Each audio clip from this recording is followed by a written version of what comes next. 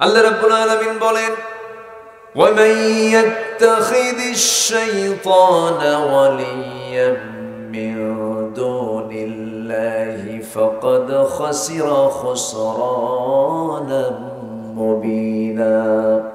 জোরে বলুন আল্লাহু আকবার। কোরআনের ভাষায় মানুষের হলো 10টা ক্ষতি। এর মধ্যে 1 নম্বর ক্ষতি হলো যে বান্দা দুনিয়ার জিন্দেগিতে আল্লাহকে বন্ধু না বানায়া যারা শয়তানকে বন্ধু বানাবে, আল্লাহ রাব্বুল আলামিন বলছেন তারা নিঃসন্দেহে সুস্পষ্ট ক্ষতির মধ্যে নিমজ্জিত, কোনো লাভ তাদের নাই। কারণ শয়তানের পথ অবলম্বন করলে পরে নিশ্চিত তাকে যেতে হবে জান্নাত না জাহান্নাম। জান্নাত না জাহান্নাম? জাহান্নাম যেতে হবে। শয়তান কোথায় বলেন তো? আসতে কয় শয়তানকে চাটমোহর চেনে? দেখছেন চেনে না? এই শয়তানকে চাটমোহর চেনে না? তো এরকে না বললেন কেন? শয়তানকে চাটমোহর আসে? আসে। শয়তান শুধু চাটমোহর কেন? শয়তান শুধু চাটমোহর কেন? ঈশ্বর দিয়েও চেনে, দাসুরিয়াও চেনে, ভাঙ্গুড়াও চেনে, আমার বন্ধুগণ ফরিদপুরও চেনে, পাবনা সদরও চেনে, সব জায়গা চেনে শয়তান। শয়তান শুধু দুনিয়াও চেনে না, জান্নাতও চেনে। এই দুনিয়াতে আল্লাহ রাব্বুল আলামিন যখন মানুষকে পাঠান নাই, আমার বাপ আদম এবং হাওয়াকে পাঠান নাই, এই দুইজন মিলে দুজনই অবস্থান করেছিলেন দুনিয়াতে না জান্নাতে? জান্নাতের খাবার আমরা খেয়েছি, বলি আলহামদুলিল্লাহ।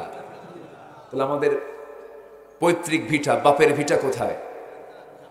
অনেকে চিন্তায় পড়ছে মনে হয় চাটমোহরে। আমাদের বাপের ভিটা কোথায় বলেন? জান্নাত। এটা আমাদের বাপের ভিটা। তো আমরা জান্নাত থেকে এসেছি, জান্নাতের খাবার খেয়ে আমাদের বডি হয়েছে, বলি আলহামদুলিল্লাহ। এটা কম সম কথা না। সেই জান্নাতের ভিতরে আদম আলাইহিস সালাতু ওয়াস সালাম, হাওয়া আলাইহিস সালাতু ওয়াস সালাম দুজন মিলে ভালোই চলছিলেন, কিন্তু ইবলিস করলো কি? সেই জান্নাতের মধ্যে ঢুকে গেল। কোথায় গেছে? জান্নাতের মধ্যে ঢুকে গিয়ে ফাওয়াসওয়াসা লাহুমা, দুজনকেই তারা ওয়াসওয়াসা দিয়ে ফেললো। ফাযাল্লাহুমা, দুজনকেই তারা পদস্খলন ঘটায়া দিল। ওই নিষিদ্ধ দুনিয়ার দিকে চলে গেলেন। জান্নাতের পোশাক খুলে গেল, জান্নাতে থাকার আর কোনো পরিবেশ থাকলো না।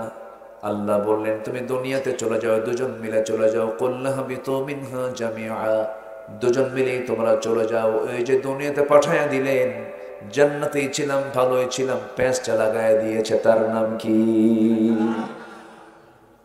তাহলে শয়তান যদি, ইবলিস যদি জান্নাতে যায় আমার বাপরে ধরতে পারে, আমার মারে ধরতে পারে, চাটমোহর চেনে না, বড়াল ব্রিজও চেনে। আছে কিনা? কোথায় যেন ট্রেন স্টেশন আছে না? বড়াল ব্রিজ, ভাঙ্গুড়া। হ্যাঁ, আচ্ছা ভাঙ্গুড়া। আচ্ছা ওটা কি কোনোদিন গড়বে না? সকালে ভাঙবেই খালি।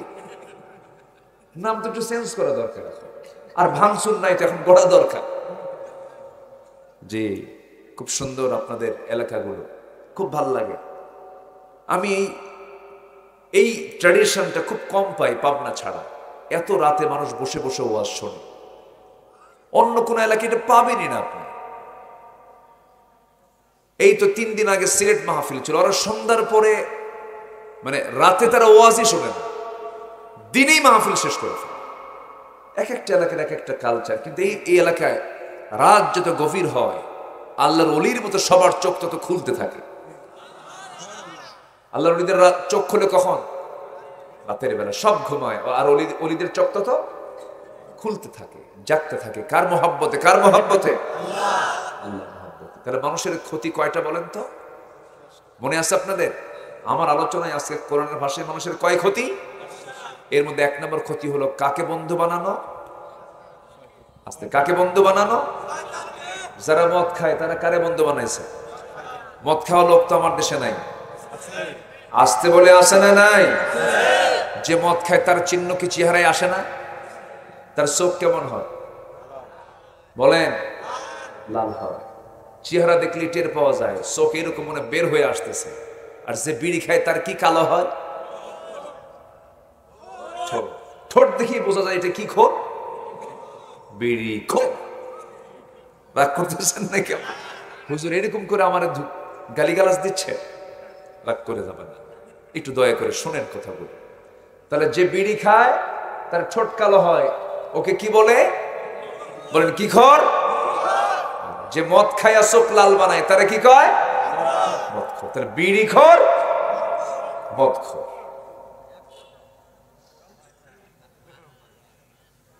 আমি মনে হয় খুব কষ্ট দিচ্ছি আপনাদের মনে হয়। হাই রে বিড়ির গন্ধ, বিড়ি একখান টান মেরে ধোয়া 3 তলায় পাঠায়। অনেকদিন আগে এক মাহফিলে এক চাচার সামনে দাঁড়ায় বলে, হুজুর আপনি যেভাবে বিড়ির বিরুদ্ধে কথা বললেন, ভালো, সমস্যা নেই, বিড়ি না খাওয়াই ভালো, কিন্তু হুজুর আমি তো থাকতেই পারি না। কেন্দ্রে ফেলে দিছে জানেন হুজুর, আমার কাছে আমি এটা বাদ দিতে পারবো না হুজুর। হুজুর কবরে যে লম্বা সময় কিয়ামত পর্যন্ত আপনারা ওয়াজ করেন থাকতে হবে, ওই জায়গায় কি কোনো প্যাকেট পাওয়া যাবে না? কি চিন্তা ওর ভিতরে, মানে বিড়ির প্রতি তার কি আকীদা হয়ে গেছে, বিড়ি ছাড়া উপায় নাই। হ্যাঁ, কঠিন নেশা, এটা কিন্তু মারাত্মক ক্ষতিকর। সকল নেশাকে হারাম করেছেন তিনি আমার কে? আসতে বলবেন না কে? ইমানদারের জন্য নেশা না করে, এই জন্য ওযু দিয়েছেন, বান্দা ওযু করো, মেসওয়াক করতে দিয়েছেন, মেসওয়াকটা করে নাও। রাসূল বলেছেন আমার উম্মতের যদি কষ্ট না হতো মেসওয়াককে আমি ওয়াজিব বানায় দিতাম। আমার নবীজির পকেটে 3টা জিনিস থাকতো, সবাই পকেটে 3টা জিনিস রাখার চেষ্টা করবেন। 1 নাম্বার হলো মেসওয়াক। 1 নাম্বার কি বলেন? মেসওয়াক। কারণ এই মুখে জিকির করব কার? মুখটা থাকা উচিত দুর্গন্ধ না সুগন্ধ? সুগন্ধ থাকা উচিত। মেসওয়াক রাখতেন আমার নবীজি। নাম্বার 2 হলো মুস্তুন, চিরুনি রাখতেন আমার নবীজির। চুল ছিল বড় বড় ঝাঁকড়ানো চুল ছিল, ঘাড় পর্যন্ত চলে আসতো। 2 দিকে সিঁথি করে চুলটা ছেড়ে দিতেন। বিশ্বনবীর সুন্দর চেহারা, সাদা সুন্দর চেহারার মাঝে কালো কিসকিসে চুলগুলো ফুটে উঠত। আম্মা জান আয়েশা বলেন, আল্লাহর নবী ইউসুফ আলাইহিস সালামকে দেখে যে যুগের নারীরা লেবু কাটতে নিয়ে হাত কেটে ফেলেছিল, তারা যদি একটা বার ওই নারীগুলো রাসূলের চেহারার দিকে তাকাতো, হাত কেন কলিজাও কেটে ফেলে দিত, তাও তারা টের পেত না। সেই চুলগুলো আঁচড়ানোর জন্য নবীজি পকেটে চিরুনি রাখতেন। নাম্বার 3 হলো আতর রাখতেন, সুগন্ধি রাখতেন। এত পরিমাণ সুগন্ধি তিনি ব্যবহার করতেন, হাদিস এসেছে আমার নবীজি কোনো কিছু বেশি হলে, হাদিয়া হলে পরে ফেরত দিতেন না, এটা লাগবে না, তুমি এটা নিয়ে যাও, আমার এটা আছে। কিন্তু আমার নবীর কাছে যদি কেউ বালিশ দিত, বালিশটা ফেরত দিতেন না, বালিশ খুব পছন্দ করতেন। আরেকটা হলো আতরও যদি কেউ দিত, আতরও তিনি মানা করতেন না। আতর তালুতে ঢালতেন, এইরকম করে মেখে নিয়ে মাথা থেকে গোটা শরীর পর্যন্ত তিনি আতর লাগায় দিতেন। অন্য কাউকে পেলে আতর লাগায় দিতেন, সুগন্ধি লাগায় দিতেন। আমার বন্ধুগণ, সেই নবীজির আমরা উম্মত, সেই নবীর উম্মতের গায়ে আজকে আতরের গন্ধ না গাঁজার গন্ধ? শীতের ভিতরে এমন বিড়ি খায় গোটা চাদর পচা পচা গন্ধ। রাগ করতেছেন নাকি আপনারা? আমরা এরকম থাকবো কেন? মানুষ পারে নাকি? কি পারে না মানুষ? অবশ্যই ছেড়ে দেওয়া সম্ভব, আমরা ছেড়ে দেব। জোরে বলি ইনশাআল্লাহ। যারা বিড়ি খায়, আমার তো গন্ধ সহ্য হয় না, এরা আবার বাথরুমেও খায়। কিছু কিছু লোক আছে বাথরুমে যায়, একদিকে ছাড়ে আরেকদিকে ঢুকায়। যেরকম নাউযুবিল্লাহ, আছে না নাই? এগুলো শয়তানের ওয়াসওয়াসা, এগুলো করবো না আমরা। জোরে বলি ইনশাআল্লাহ। শয়তান বলে নেশা করো, শয়তান বলে মদ খাও, শয়তান বলে জিনা করো, শয়তান বলে সুদ খাও। শয়তানের তো এই সমস্ত হুকুমগুলো শয়তানের। আমার বন্ধুগণ, জিনা করলে পরে চোখ নষ্ট হয়ে যাবে, রূহ নষ্ট হয়ে যাবে। মদ্যপান করলে পরে কোনো সেন্স থাকবে না, তার মধ্যে কোনো মনুষ্যত্ব থাকবে না। আমার বন্ধুগণ, মদ খেলে তাল না মাতাল বলেন? বলেন বলেন, তাল না মাতাল? এক মদের মদ খায় আর 3টার দিকে বাড়িতে আসছে। বাড়িতে এসে দরজায় ডাক দিচ্ছে, এমন জোরে ডাক দিছে মানে ডাবল লোড, ডাবল বোতল খাইছে। দরজায় ডাক দিল, বউ তো টের পাইছে যে আমার স্বামী আসছে, এখন দরজা খুলবে কেমনে, সংসার পাচ্ছে না। তো দরজা খুলতে নি বড় ছেলেকে ডাক দিয়ে বলে, বাজান তুই সাথে আয়, তোর বাপ তো আসছে, কি জন্য খাইছে আল্লাহ জানে, তুই সাথে আয়। বড় ছেলে একখান সাথে নিয়ে দরজার কাছে আসছে। দরজা ডাক দেওয়া মাত্র খুলে দেওয়ার সঙ্গে সঙ্গে দেখে চোখ লাল টকটক। বোর দিকে তাকায়, এরকম করে লাল চোখে তাকায় আছে। ছেলের দিকে তাকায় বলে, বউয়ের দিকে তাকায় কি বলবে কোনো হুঁশ নাই। তো বউ দরজা খোলা মাত্রই বউয়ের দিকে তাকায়, এখন স্বামী কয়, আম্মা আসসালামু আলাইকুম। এই কথা কি বুঝতেছেন? আচ্ছা। বউ এখন মনে মনে করে, একা বললে তাও তো হতো, ছেলে সামনে দাঁড়ানো, এর সামনে আমার আম্মা বললে কথা বললো নাকি? তুমি কি বেকুব নাকি? তোমার কি একটু হুঁশ নাই? ছেলেটা পাশে দাঁড়ায় আছে, তার সামনে তুমি আমার আম্মা কও। ছেলের দিকে তাকায় বলে, দুলা ভাই আসসালামু আলাইকুম। কি বলেন, নেশার ফলাফল এটা কিনা বলেন? সেই নেশা আমার দেশে মদের লাইসেন্স পাওয়া যায়। আমার আপনার টাকার ভিতরে মদ বিক্রির টাকা আছে। দর্শনায় কেরুয়ান কম একটা কোম্পানি আছে, মদের ফ্যাক্টরিতে মদ তৈরি হয়। এই মদ, এই সুদ, এই জেনা, এই যে বৈধতা দিয়েছে, সারা জীবন ওয়াশ করে এগুলো বন্ধ হবে না। এগুলো বন্ধ হবে তখনই যখন পার্লামেন্ট আলেমরা বসে যখন এগুলোকে নিষিদ্ধ করে ফেলবে, ঠিক কিনা? মদ, জুয়া, জেনা, ব্যভিচার, এগুলো আলেম ছাড়া কেউ বন্ধ করবে না। অতএব বহু ধোঁকা নিয়েছি আমরা জীবনে, বহু ধোঁকা খেয়েছি, আর ধোঁকা খেতে চাই না। আমরা চাই এমন কিছু ব্যক্তির হাতে দেশের ক্ষমতা চলে যাক, যারা কেউ বাবার আইন দিয়ে, স্বামীর আইন দিয়ে, মানুষের আইন দিয়ে, প্রচলিত আইন দিয়ে তারা দেশ রাষ্ট্র গড়বেন না। তারা দেশ রাষ্ট্র গড়বেন কিসের আইন দিয়ে? আসতে বলবেন না, কিসের আইন দিয়ে? এই কথাগুলো আমরা বিগত সময়ে বলেছি। আমাদেরকে বলেছে যুদ্ধাপরাধী, আমাদেরকে বলেছে রাজাকার, আমাদেরকে বলেছে মৌলবাদী, সন্ত্রাসী, জঙ্গি, এরকম করে গালিগালাজ দেওয়া হয়েছে। এক দিনের জন্য, এক সেকেন্ডের জন্য আমরা হক কথা বলা থেকে নিজেকে দূরে রাখিনি, জেল কেটেছি। 2018 সালে চট করে নির্বাচনের আগে আমাকে বাড়ি থেকে তুলে নিয়ে চলে গেল। থানায় নিয়ে গিয়ে ওসি মহোদয় আমাকে বলতেছে, হুজুর উপায় নাই, উপরের নির্দেশ, ধরে আনছি, রাগ করি না, বদদোয়া দিয়েন না, আপনার ওয়াজ শুনি, আপনাকে খুব মহব্বত করি, কি করবেন হুজুর? জান বাঁচান্ত ফরজ, চাকরি বাঁচান্ত ফরজ। আমি কইলাম ইমান বাঁচান্ত নফল।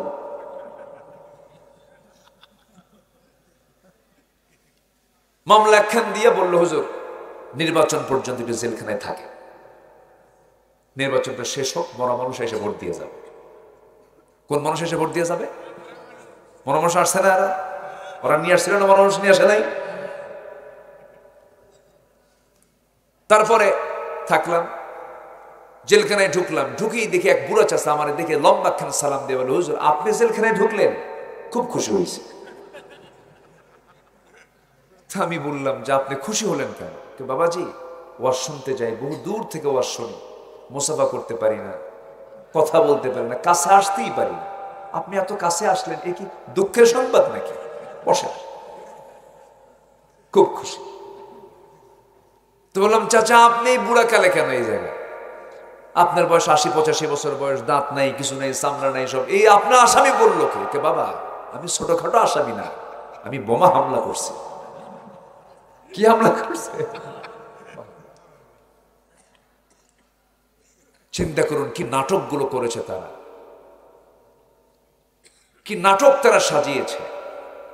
থানায় মামলা রেডি আছে, আসামি খুঁজে পাচ্ছে না, কাকে আসামি দেবে? কোটা একটা আছে, পূরণ করা দরকার। ফকিররে ধরে নিয়ে কোটা পূরণ করছে, কারে নিয়ে? রাস্তার ফকিররা আসামি বানায় কোটা পূরণ করছে। এরকম নজিরও এই দেশে সৃষ্টি করেছে যারা, জনগণ তাদেরকে প্রত্যাখ্যান করেছে। আসতে বলুন, জোরে বলুন, ঠিক কিনা? এগুলো করা যাবে না। ফেরাউনরা টেকে নাই, নমরুদরা টেকে নাই। নমরুদকে আল্লাহ পাক ন্যাংরা মশা দিয়ে বিদায় করেছে। ফেরাউনকে পানিতে চুবাইয়া মেরেছেন।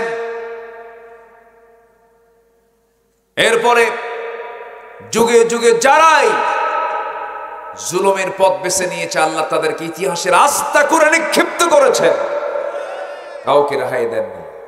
এই জন্য জুলুমের কাছে আমরা যাব না, জোরে বলি ইনশাআল্লাহ।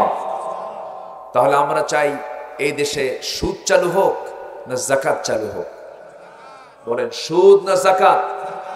সুদের ফলাফল হলো গরিব আরো গরিব হবে, গরিব আরো গরিব হবে, আর ধনীরা ধনী হবে না। ওরা অশান্তি ভোগ করবে, শান্তি থাকবে না। দেখেন না সালমান এফ রহমান কি অশান্তির মধ্যে আছে, দাড়ি কাইটে বাঁচার চেষ্টা করলো, ঠিক কিনা?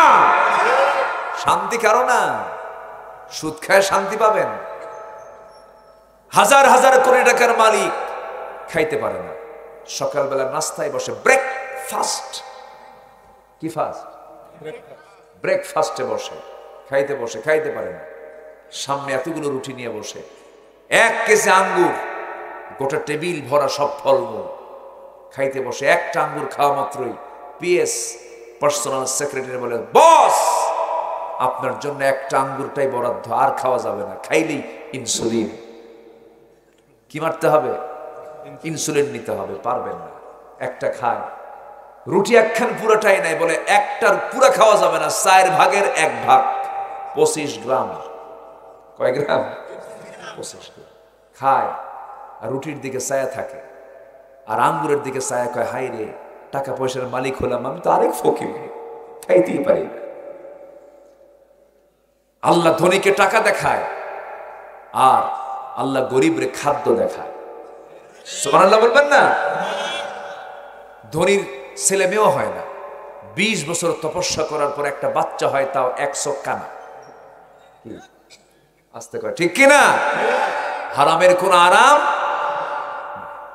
আর গরিবের বাচ্চা কম হয় না বেশি হয়? 1 বছর না পার হতে আরেকটা হয়েছে, একসঙ্গে 3টা, একসঙ্গে 4টা। আছে না? নাই? কোন অপারেশন লাগে না, কোন সিজারও লাগে না, তরকারি করতে করতে মা হয়ে গেছে। আলহামদুলিল্লাহ বলবেন না?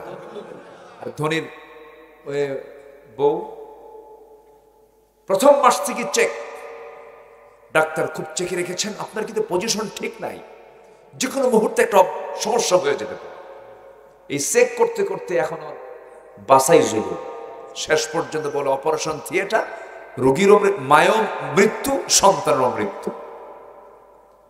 আর গ্রামীণ এই গরিব মানুষগুলোর চিন্তা করুন, কখন বাচ্চা হয় কেউ জানি না। আলহামদুলিল্লাহ বলুন, নিয়ামতকার, নিয়ামতকার। এই জন্য আফসোস করা যাবে না, যা দিয়েছেন আল্লাহ বলবো আলহামদুলিল্লাহ। এক লোক, গ্রামের মানুষ, গেছে শহরে, আত্মীয় একজন অসুস্থ, তাকে দেখতে গেছে, হয়েছে ডায়াবেটিস। কি হয়েছে? ডায়াবেটিস। কিন্তু চেহারা খুব সুন্দর, সুন্দর ফুটফুটে চেহারা, ডায়াবেটিস। তো গ্রামের ক্ষীণকায়, মানে কঙ্কাল সার দেহ, কিন্তু সুস্থ মানুষ, দেখতে গেছে। কে ভাই, তোমার দেখতে আসলাম, তুমি নাকি অসুস্থ? কে ভাই অসুস্থ ভাই, আমি, আমার ডায়াবেটিস হয়েছে। এই গরিব লোকটা কয়, হাই রে, এই লোকটার কি অসুখ হলো, দেখতে তো খুব সুন্দর দেখা যায়, হাই রে, আমার যদি সেই ডায়াবেটিসটা হতো। কি কথা, কি বুঝতেছে না? সম্মানিত ভাইয়েরা, হারামের কোন আরাম, হারাম পথে যাওয়া মানে শয়তানকে কি করা?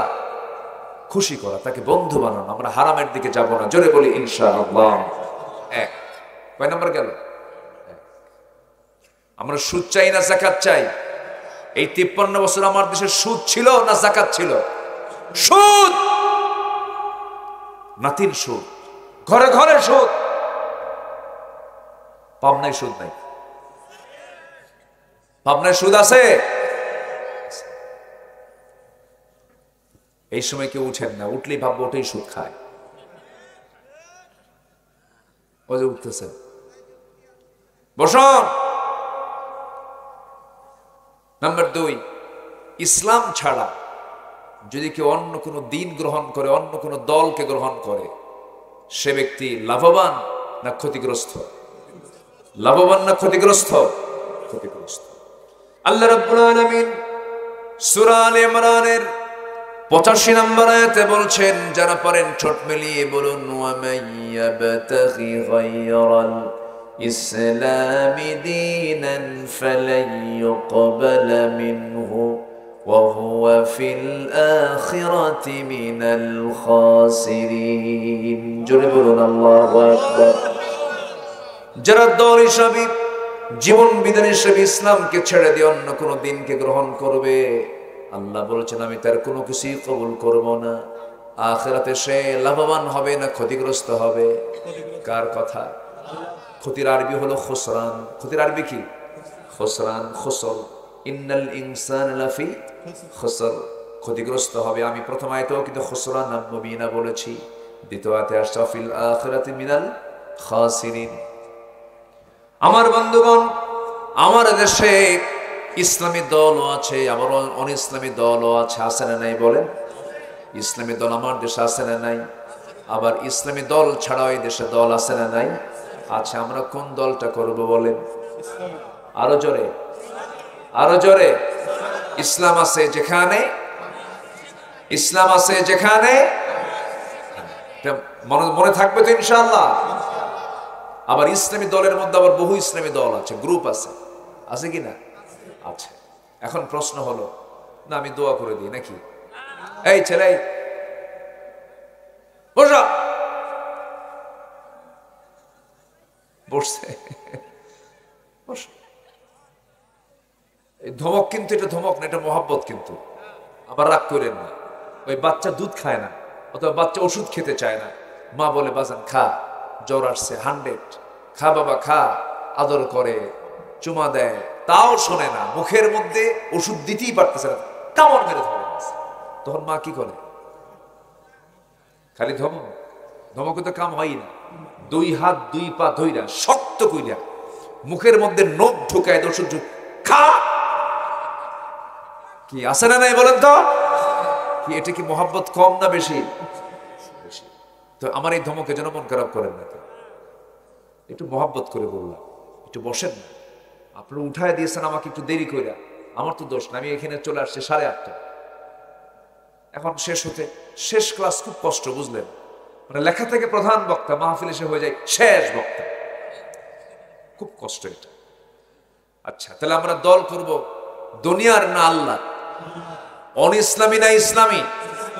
আমার দেশে ইসলামী দলের মধ্যে গ্রুপ হলো 53টা। কয়টা? 53টা। কিন্তু 5 আগস্টের আগে, কয়েকদিন আগে, কোন অন ইসলামী দল, কোন ইসলামী দল নিষিদ্ধ করেনি, শুধু একটা দল নিষিদ্ধ করেছে। আপনারা কি জানেন? সবাই জানেন তো? কয়টা দল নিষিদ্ধ করেছিল? শত শত দলের মাঝে একটা দলকে তারা নিষিদ্ধ করেছিল। মানুষ হককে না চিনতে পারলেও বাতিল কিন্তু ঠিকই চেনে প্রকৃত হকটা কোনটা, ঠিক কিনা বলেন? ওরা কিন্তু খুঁজে ঠিকই বের করেছিল। অঙ্ক বুঝে নেন, অঙ্ক জেনে নেন। প্রস্তাব এসেছে, আল্লামা সাঈদীকে বলা হয়েছে দল ছেড়ে দেন, আপনাকে জেল থেকে ছেড়ে দেওয়া হবে। উনি বললেন দল করে দুনিয়ার জন্য নয়, আল্লাহর জন্য। সুবহানাল্লাহ বলবেন না? আপনি বলেন যে আমি নির্দলীয় কোনো দল আর করি না, উনি বললেন না আমি আল্লাহর দল করি, মরে যাব, শহীদ হব, কারোর সামনে মাথা নত করব না। কি অত্যাচারটা করা হলো তার উপরে। সুস্থ মানুষ 13 আগস্ট 2023 সালে তাকে ধরে নিয়ে জেলখানা থেকে সুস্থ মানুষ নিয়ে যাচ্ছে, ওনাকে বলা হলো আপনি চলেন কোথায়? হসপিটালে। কেন? আপনি অসুস্থ। রোগী কয় আমি অসুস্থ, আমি তো নিজেই জানি না। জোর করে ধরে নিয়ে চলে গেল হসপিটালে, ভর্তি করায়া একটা মহল পয়জনিং করে, বিষ প্রয়োগ করে তাকে শহীদ করে দিয়েছে, হত্যা করা হয়েছে। মাহফিলের এই প্ল্যাটফর্ম থেকে স্পষ্ট ভাষায় জানান দিতে চাই, যাদের চক্রান্তে ইতিহাসের এই কিংবদন্তিকে যারা হত্যা করেছে, অবিলম্বে তাদেরকে গ্রেফতার করে চূড়ান্তমূলক দৃষ্টান্তমূলক শাস্তি নিশ্চিত করা হোক। রাজি আছেন কারা কারা? হাত উঁচু করে দেখেন মুসলমান।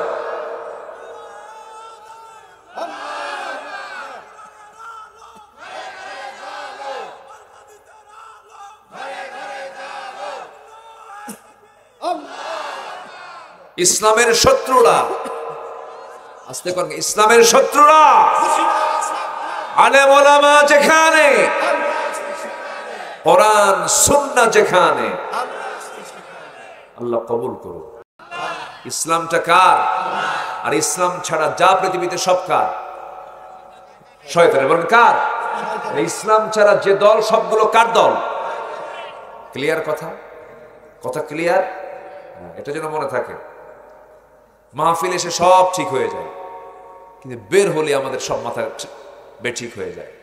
মাহফিলে যখন প্রশ্ন করি মা বড় না বউ বড়, মা বড়। বাড়িতে গিয়ে বউ বড়। ঠিক আছে না? হ্যাঁ হ্যাঁ, ও এখানে তার বউ নাই, বাড়িতে গেলে তো বউ ছাড়া উপায় নাই। কি মুসিবত! অনেক মুরব্বীরা কত কষ্ট করে চোখের পানি ফেলে ফেলে কান্দে, আফসোস করে, হারে সন্তানগুলো বড় করলাম, এই বুড়ো বয়সে রান্না করে খাওয়ায় না। নাটোর এক মাহফিলে 72 বয়সে এক বৃদ্ধা নারী, বৃদ্ধা মা আমাকে একটা চিঠি লিখেছেন হাতে।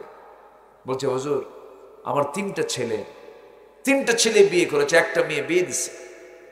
আমার মাঝখানে ঘর, চতুর্পার্শ্বে ওদের ঘর, বউ বাচ্চা আছে। 3 ঘরের 3 রান্না হয়। সে রান্নার গন্ধগুলো আমার নাকে এসে ধাক্কা খায়। আমি নিজের রান্না নিজে করি। হুজুর আপনি দোয়া করবেন আমার বাচ্চাদের দিল যেন নরম হয়। এগুলো চিত্র তো মনে হয় পাবনাতে নাই। আসতে বলবেন না, আছে না নাই? মাকে ভাগ করে নেয়, তুই 3 দিন, ও 3 দিন। মা খালি দৌড়াদৌড়ি করে, ওর বাড়ি 3 দিন, ওর বাড়ি 3 দিন, ওর বাড়ি 3 দিন। কি চিত্র এগুলো! কেন এগুলো হবে?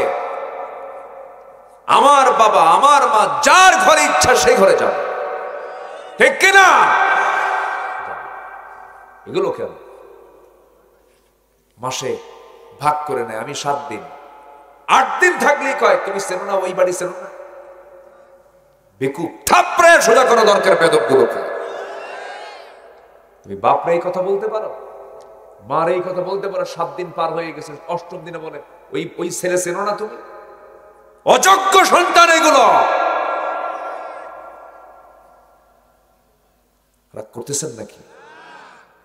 বুকটা ফেটে যায়। হ্যাঁ, কি হয়েছে? কি বলেন? কি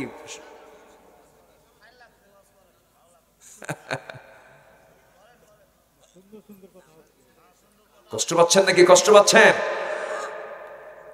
আমার আল্লাহর ওয়াজই সবার পছন্দ হয় না, আমার ওয়াজ পছন্দ হবে কেউ? কিছু তো হবেই। জি, এটা সমস্যা নেই। সম্মানিত ভাইরা, মাকে ভাত দিবেন না আপনি জান্নাত পাবেন। আজ মাকে ভাত দিবেন না আপনি জান্নাত পাবেন। মাকে ভাত না দেওয়া কি লস না লাভ? মাকে ভাত না দেওয়া লাভ না লস? দিবেন না ভাত, আপনার পেটে এমন একটা টিউমার হবে, যা কামাইছিলেন সব টিউমারই শেষ করবে,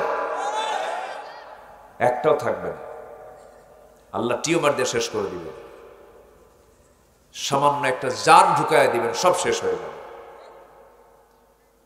আমার বন্ধুগণ, মাকে ভাত দেয় না, বাবার দিকে তাকায় না। সন্তান বাবাকে মারে, বাবাকে জবাহ করেছে, এমন দৃশ্য আমার দেশে আছে না নাই বলেন? মাকে মারতে মারতে ঘর থেকে বের করে দিয়ে দেয়। ওইদিকে আল্লাহর একজন পয়গম্বর ছিলেন, মুসা আলাইহিস সালাতু ওয়াস সালাম। একদিন আল্লাহকে বলছেন, আল্লাহ তুমি কি আমাকে জান্নাত দিবে নাকি? হ্যাঁ দেব। আমি যে জান্নাতে থাকবো, আমি সেই জান্নাতে আমি একা থাকবো কেমনে? আমার জান্নাতের মধ্যে কোনো বন্ধু থাকবে নাকি? হ্যাঁ তোমার জান্নাতে একজন বন্ধু থাকবে। কে? একজন কসাই তোমার জান্নাতি বন্ধু হবে। আল্লাহকে বলছেন, আল্লাহ একজন কসাই কেন আমার জান্নাতের বন্ধু হবে? সেই কসাইটা কোথায়, কোথায় তার বাড়ি, কোন জায়গায় তার বাড়ি? আমি তাকে দেখতে যাব, যাও দেখে আসো। চলে গেছেন তার বাড়িতে, গিয়ে দেখেন সেই কসাইটা বাড়ি থেকে বের হয়েছে, তার মা ঘরের মধ্যে, বৃদ্ধা মানুষ, নড়াচড়া করতে পারেন না, দোলনায় দোল খাচ্ছেন। সেই বৃদ্ধা মার পাশে দাঁড়িয়ে বলছে, ও বৃদ্ধা মা, তো আপনার সন্তানটা কোথায়? আমার সন্তান বাজারে চলে গেছে গোশত কাটার জন্য, ব্যবসা করার জন্য, সে কসাই। বৃদ্ধা মাকে লক্ষ্য করে মুসা আলাইহিস সালাতু ওয়াস সালাম বলছেন, আপনাকে রেখে চলে গেছে আপনার সন্তান, আপনার তো সে খেদমত করুন, আপনার সন্তান তো ভালো না। মা খেপে গিয়ে বলছে, ও যুবক, তোমাকে চিনি না, কিন্তু আমার সন্তানকে নিয়ে কোনো কথা বললে তোমাকে চিন্তা করে বলতে হবে। আমার সন্তান আমার অনুগত সন্তান। আজকে সকালে আমি যখন ঘুম থেকে উঠি আমাকে গোসল করায় দিয়েছে, আমাকে মাথায় তেল দিয়ে দিয়েছে, রান্না বান্না নিজে করে আমার মুখে খাবারগুলো তুলে দিয়েছে। আমাকে দোলনায় দোল দিয়া বলে, মা আমি তোমার সঙ্গে সর্বক্ষণ থাকলে পরে আমার ব্যবসা বন্ধ হয়ে যাবে, তুমি কিছুক্ষণ থাকো, আমি একটু বাজারে যাই, ব্যবসা করে আসি। যে প্রাণী জবাহ করবো সেই প্রাণীর ভুনার অংশটুকু, কলিজার অংশটুকু তোমার জন্য ভুনা করে আমি তোমাকে খাওয়াবো, মা তুমি থাকো। ওই যুবক, তুমি আমার সন্তানকে কেন নেগেটিভ চিন্তা করছো? আমার সন্তান এমন করে দিনের পর দিন আমার খেদমত করেই চলছে। আমি আমার সন্তানকে নিয়ে মাঝে মাঝে আল্লাহর কাছে দোয়া করি, আল্লাহ আমার সন্তান যদিও কোনো বড় আলেম নয়, বিশেষ ব্যক্তি না, একজন কসাই হতে পারে, কিন্তু সে আমার চরম অনুগত। আমি মা আমাকে দারুণ সম্মান করে, সেই মার পক্ষ থেকে তোমার কাছে ফরিয়াদ করি, আমার সন্তানকে যদি তুমি জান্নাত দাও, সেই জান্নাতি দেওয়া যে জান্নাতের বাসিন্দা আল্লাহর পয়গম্বর মুসা হবে। জোরে বলি সুবহানাল্লাহ। কার সামনে বলো? কার সামনে? মুসার সামনে বলা হলো। সাইয়েদনা মুসা আলাইহিস সালাতু ওয়াস সালাম চোখের পানি মুছতে মুছতে ভাবলেন, আল্লাহ বুঝতে পেরেছি ওই কসাইটা আমার সঙ্গে কেন বেহেশতের বন্ধু হবে, জান্নাতের সাথী হবে। এই জন্য আমার বন্ধুগণ, সবার বাড়িতে দুটো সম্পদ যারা আছে, মা এবং বাবা, এর চাইতে বড় বরকতি রহমতের সম্পদ পৃথিবীতে দ্বিতীয়টার নাই। জোরে বলি সুবহানাল্লাহ। বাপ মার খেদমত করলে লস না লাভ? খেদমত না করলে পরে লাভ না লস? লস হয়ে যাবে, জান্নাত আমার জন্য হারাম হয়ে যাবে। কারণ আব্বা আম্মা এমন একটা পদের নাম, আব্বা আম্মা যদি দুনিয়ার জিন্দেগিতে কোনো সন্তান নিয়ে গ্রিন সিগন্যাল দিয়ে বলে আমার সন্তানটা ভালো, ওই বান্দার যদি একটু ঈমান থেকে যায়, ওই বান্দা জান্নাতি। জোরে বলি সুবহানাল্লাহ। নাম্বার 3 হলো আল্লাহর সঙ্গে দৃঢ় অঙ্গীকার কখনো ভঙ্গ যদি কেউ করে ফেলে। আল্লাহর সঙ্গে আমার কি অঙ্গীকার হয়েছে? 1 নম্বর অঙ্গীকার হলো, আমরা যখন রুহের জগতে ছিলাম আমাকে প্রশ্ন করা হয়েছিল, আলাস্তু বিরাব্বিকুম, আমি কি তোমার রব নই? সেই দিন রুহের জগতে আমরা সবাই স্বীকৃতি দিয়েছি, হ্যাঁ তুমি আমার রব। এই কথা যদি আমাদের মনে নাই, কিন্তু আমরা বলেছি কিনা বলেন? বলেছি কিনা? সাক্ষী দিচ্ছে কে বলেন? কোরআন সাক্ষী দিয়ে দিচ্ছে, কোরআন সাক্ষী দিয়ে দিচ্ছে। আমরা রুহের জগতে সাক্ষী দিয়ে এসেছি, আমরা রুহের জগতে রুবুবিয়তের ঘোষণা দিয়ে এসেছি। আমরা যখন তখন দুনিয়া থেকে বিদায় নিয়ে নেব। আমার ভাইয়েরা, আমার বন্ধুগণ, দুনিয়াকে ক্ষতিগ্রস্ত করা যাবে, আখিরাতকে ক্ষতিগ্রস্ত করা যাবে না। দুনিয়ার কোনো সম্পর্ক করতে গিয়ে ঈমানকে ধ্বংস করা যাবে না। আল্লাহর সাথে যে দৃঢ় অঙ্গীকার করেছি, সে অঙ্গীকার যদি ভঙ্গ করে, আল্লাহ রাব্বুল আলামিন সুন্দর করে বুঝায় বলছেন, আল্লাযীনা ইয়ানকুদুনা আহদাল্লাহি মিন বা'দি মিসাকিহি ওয়া ইয়াকতাউনা মা আমারাল্লাহু বিহি আন ইউসাল ওয়া ইউফসিদুনা ফিল আরদি উলাইকা হুমুল খাসিরুন। জোরে বলুন আল্লাহু আকবার। আল্লাহর অঙ্গীকার যারা ভঙ্গ করবে, আল্লাহর নির্দেশকে যারা অমান্য করবে, আল্লাহ রাব্বুল আলামিন বলেছেন আমার জমিনে যারা ফাসাদ সৃষ্টি করবে, এরাই হলো ক্ষতিগ্রস্ত, ক্ষতির মধ্যে নিমজ্জিত। আমরা ক্ষতির দিকে যাব না, আমরা কল্যাণের দিকে থাকবো। জোরে বলি ইনশাআল্লাহ। আরো জোরে বলি ইনশাআল্লাহ। আমার বন্ধুগণ, আমার নবীজি যে যুগে এসেছিলেন, সেই যুগের মানুষগুলো চরম ক্ষতির মধ্যে নিমজ্জিত ছিল। ওই যুগের মানুষগুলো এত খারাপ ছিল যে একটা ভাঙ্গা পাতিলকে কেন্দ্র করে যুগের পর যুগ যুদ্ধ লাগায় রাখত। আমার বন্ধুগণ, এমনকি নিজের বাবা বিয়ে করেছে একজন মহিলাকে, বাবার বউ মানে হলো মা। আমার বন্ধুগণ, ওই যুগের মানুষ এত জঘন্য ছিল, নিজের মাকে পর্যন্ত বিয়ে করতো। যেরকম নাউযুবিল্লাহ। সেই মানুষগুলোকে, সেই ক্ষতি থেকে ওই বান্দাগুলোকে বের করে এনে তাদেরকে জান্নাতের রাস্তা দেখায় দিয়েছেন আমার নবীজি। কোন জাদু মন্ত্র দিয়ে নয়, একমাত্র কি দিয়া? সেই কোরআন আজও আছে না নাই? বলেন, আসতে বলবেন না, আছে না নাই? আছে। সেই কোরআন ঠিকই আছে, কিন্তু আমরা প্রস্তুত নই। আমরা ভালো করে আজ পর্যন্ত আমরা ঈমান আনতে পারি নাই। আমার বন্ধুগণ, যখন রাসূল কোরআন পেয়েছেন তখন তিনি সফল হয়ে গেছেন। কোরআন আমাদের সামনে থাকার পর আমরা সফল হচ্ছে না কেন? এর অন্যতম কারণ হলো আমাদের মধ্যে সেই যোগ্যতা আমরা এখনো পয়দা করতে পারি নাই। যেমন করে ইমানদার সাহাবীরা তৈরি করেছিলেন। যদি কোনো বান্দা ভালো করে ঈমান আনতে পারে, আমলে সালেহ করতে পারে, আল্লাহ রাব্বুল আলামিন নিজে ওয়াদা করছেন, লা ইস্তাখলিফান্নাহুম ফিল আরদ, আমি আল্লাহ নিজে তাদের হাতে খেলাফতি দিয়ে দেব। জোরে বলি সুবহানাল্লাহ। অনেক রাত হয়ে যাচ্ছে, কি করি? কষ্ট হচ্ছে আপনাদের? বলি আলহামদুলিল্লাহ। আমার আব্দুল আজিজ ভাই কোথায় আছে? তো না? আলহামদুলিল্লাহ। সম্মানিত ভাইয়েরা, আমার নবীজি একদিন বসে আছেন। সেই যুগটা কত নোংরা যুগ ছিল দেখেন। রাসূল সেই নোংরা যুগ থেকে বের করে আনলেন সাইয়েদনা আবু বকর, ওমর, ওসমান, আলীর মতো জগৎধন্য ব্যক্তিদেরকে। আল্লাহু আকবার। সাইয়েদনা ওমর ফারুক রাসূলের হাতে আগে বায়াত গ্রহণ করতে গেছেন, দিন গ্রহণ করতে গেছেন, রাসূলকে মারতে গেছেন। মারতে গিয়ে পারেন নাই। তিনি পরাজিত হয়েছেন কোন কিতাবের কাছে? কোরআনের কাছে। তিনি হেরে গেছেন। কোরআন যখন তিনি পেয়েছেন আর পারলেন না, বরঞ্চ নবীর পায়ের কাছে তরবারি রেখে বললেন, ইয়া রাসূলুল্লাহ, আজকে থেকে আপনার যারা ক্ষতি করতে চাবে এই তরবারি তার ফয়সালা করে দেবে। আল্লাহু আকবার। একমাত্র পরিবর্তন হয়েছে এই কোরআন দিয়ে। এই কোরআনকে আমরা আত্মস্থ করার চেষ্টা করব। জোরে বলি ইনশাআল্লাহ। আমার নবীর সামনে এক সাহাবী কান্দে আর বলে, হুজুর, আমি তো ঈমান এনেছি, কিন্তু আমার বুকে বড় দুঃখ। কি? তুমি কি করেছো বলো? সাহাবী বলেছেন, হুজুর, আমার কি সব গুনাহ মাফ হবে? অবশ্যই তোমার সব গুনাহ মাফ হয়ে গেছে তুমি দিন গ্রহণ করার জন্য। সব গুনাহ মাফ হলো, আমার মনে একটা গুনাহ মাফ হবে না। রাসূল বলেন, তুমি কি গুনাহ করেছো? হুজুর, নিজের হাতে নিজের মেয়েকে খুন করেছি। আল্লাহর দয়াটা কত বড় দেখেন। তুমি খুন করেছো? হ্যাঁ, খুন করেছি। কেমন করে খুন করেছো বলো? নবীর সামনে বসে গেলেন, হুজুর, আমার স্ত্রীর পেটে যখন বাচ্চা 6 মাস বয়স, আমি বউটাকে বললাম, যাও তুমি তোমার বাবার ঘরে চলে যাও, সন্তান যদি ছেলে হয় নিয়ে আসবে, মেয়ে হলে পরে জীবন্ত পুঁতে হত্যা করবে, আমাকে বলার দরকারই নেই। কি জাহালাত ছিল সেই যুগে। সন্তানটা মেয়ে হয়েছে, স্বামীকে না জানায়া অন্যের ঘরে ধীরে ধীরে বড় করেছে। 6 বছর হয়ে গেছে হুজুর। সন্তানটার বয়স যখন 6 বছর হলো, ওই সন্তানটা আমার চোখের সামনে একদিন ধরা পড়ে গেল। চট করে হাতটা ধরে ফেললাম, বউয়ের সামনে নিয়ে আসলাম। বউটা কান্দে আর বলছে, আমার স্বামী গো, আপনি যে সন্তানের পরিচয় চাচ্ছেন, এই সন্তানটা আমাদেরই সন্তান, আমাদের ঔরস থেকে এসেছে।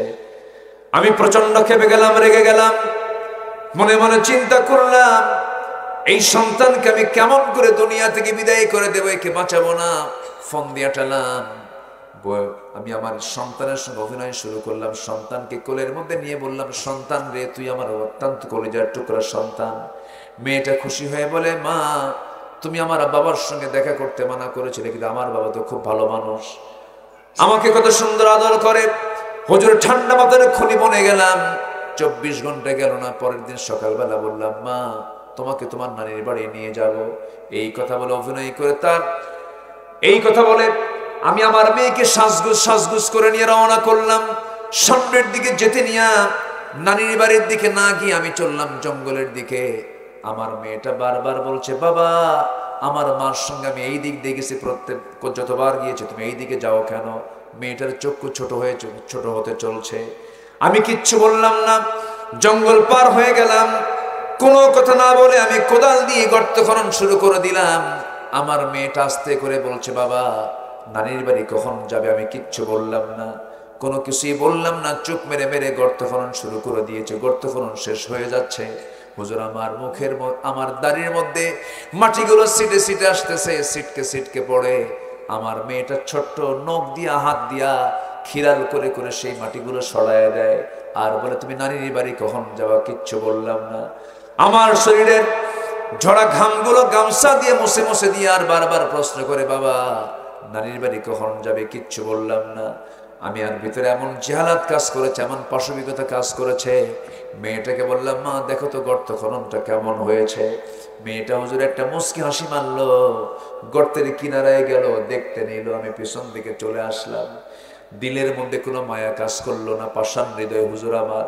পিছন দিক থেকে এমন জোরে ধাক্কা মারলাম, এক ধাক্কায় বাচ্চাটা গর্তের মধ্যে পড়ে গিয়া চিত হয়ে দুটো হাত এক জায়গায় করে বলছে, বাবা বুঝতে পেরেছি আমার মার কথাই সত্য, তুমি আমাকে মারার জন্য আমি দুনিয়াতে মেয়ে হয়ে জন্ম নিয়েছি।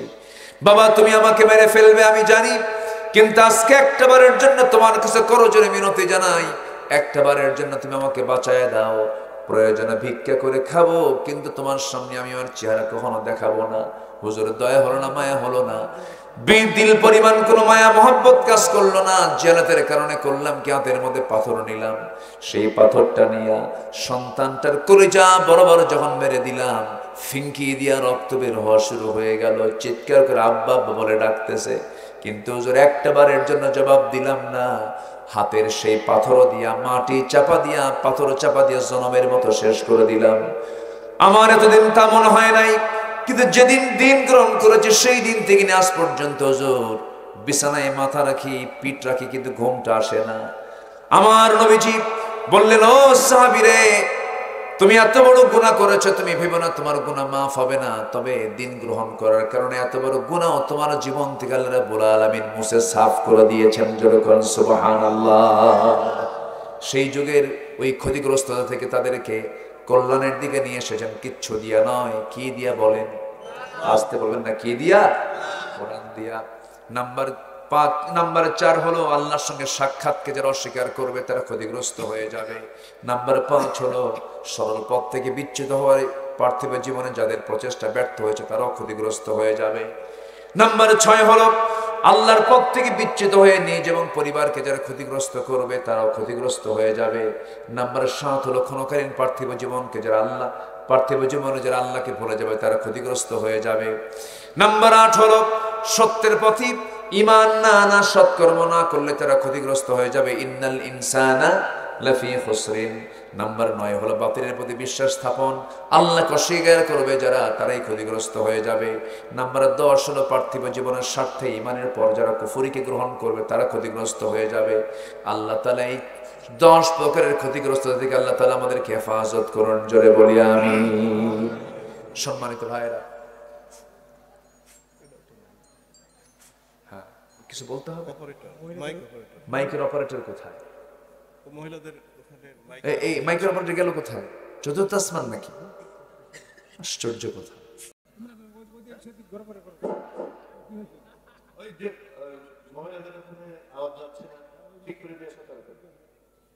জি বসো, একটু মেহেরবানি করে বসো।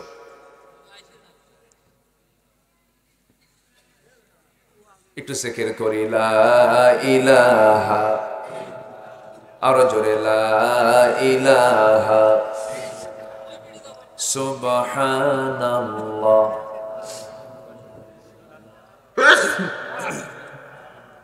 আরো জোরে লা ইলাহা,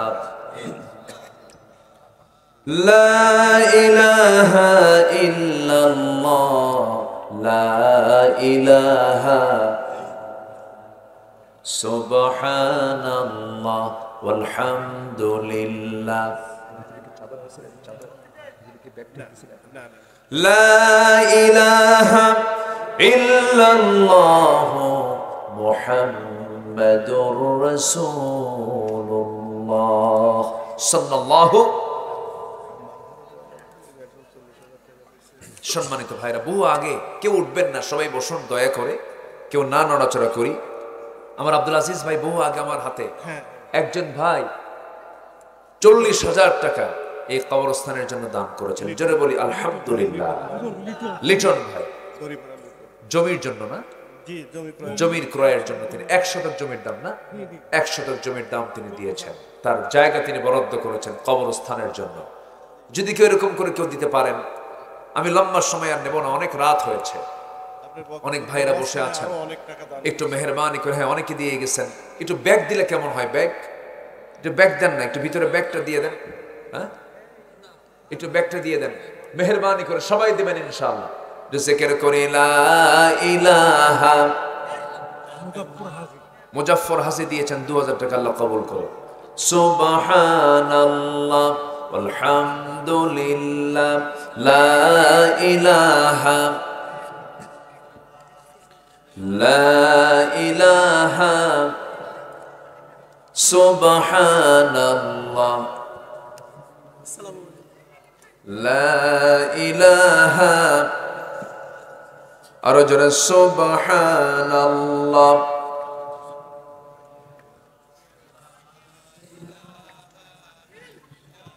যে যা পারে আমরা সবাই দেবো ইনশাআল্লাহ। আল্লাহ তুমি দিল থেকে দেওয়ার তৌফিক দাও, জোরে বলি আমিন।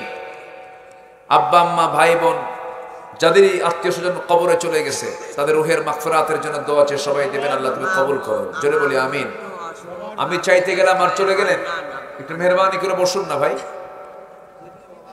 জি, আর কে আছেন? সবাই দেবেন ইনশাআল্লাহ, আল্লাহ তুমি সবাইকে দিল থেকে দেওয়ার তৌফিক দাও।